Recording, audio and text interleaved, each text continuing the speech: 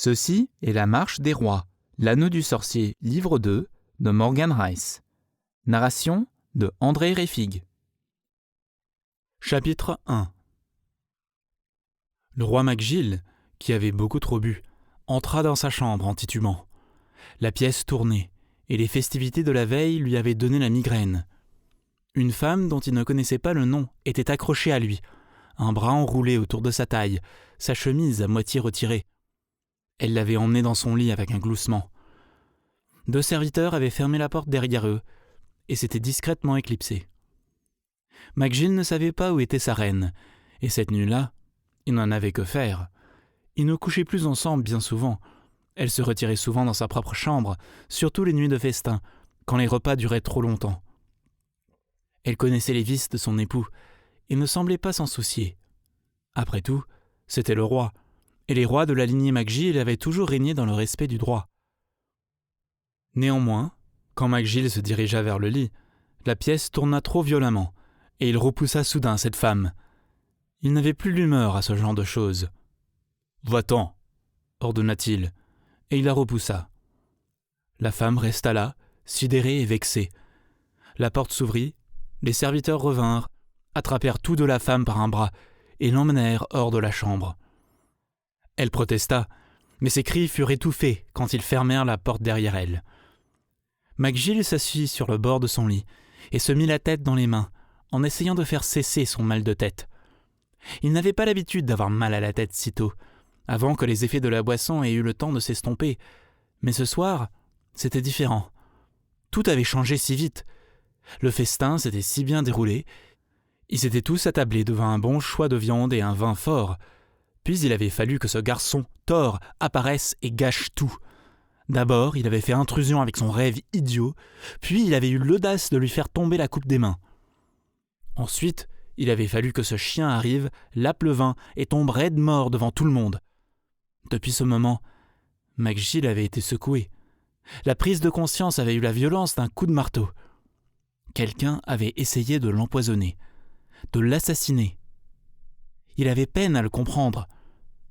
Quelqu'un avait trompé la vigilance de ses gardes et de ses goûteurs de vin et de nourriture. Il avait échappé à la mort d'un cheveu, et ça le secouait encore. Il se souvint que Thor avait été emmené au cachot, et se demanda une fois de plus s'il avait bien fait de donner cet ordre. D'un côté, bien sûr, le garçon n'avait eu aucun moyen de savoir que la coupe était empoisonnée, à moins qu'il ne l'ait empoisonnée lui-même, ou qu'il ait été d'une façon ou d'une autre complice du crime. D'un autre côté, il savait que Thor avait des pouvoirs profonds, mystérieux, trop mystérieux, et qu'il avait peut-être dit la vérité. Peut-être avait-il vraiment vu la scène en rêve. Peut-être Thor, lui, avait-il, en fait, sauvé sa vie. Et peut-être Macgill avait-il envoyé au cachot la seule personne qui lui soit authentiquement fidèle. À cette idée, Macgill eut mal au crâne, alors qu'il restait assis là, à frotter son front excessivement ridé, en essayant de tout comprendre. Cependant, il avait trop bu cette nuit-là. Il avait les idées trop confuses, ses pensées s'agitaient dans tous les sens, et il n'arrivait pas à examiner le fond de la question. Il faisait trop chaud là-dedans. C'était une nuit d'été étouffante, son corps était surchauffé par les heures qu'il avait passées à trop manger et trop boire, et il sentait qu'il transpirait. Il tendit le bras et jeta son manteau, puis sa chemise de dessus, ne gardant que son maillot de corps. Il essuya la sueur de son front, puis de sa barbe. Il se pencha en arrière et retira ses bottes énormes et lourdes, une à la fois, et recroquevilla les orteils quand ils se retrouvèrent à l'air libre. Il resta assis là et inspira profondément, en essayant de retrouver son équilibre. Il avait grossi du ventre aujourd'hui, et son ventre l'encombrait.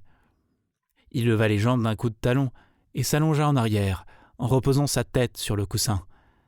Il soupira et leva les yeux, regarda le baldaquin, le plafond, et demanda ardemment à la pièce d'arrêter de tourner. « Qui voudrait me tuer ?» se demanda-t-il une fois de plus.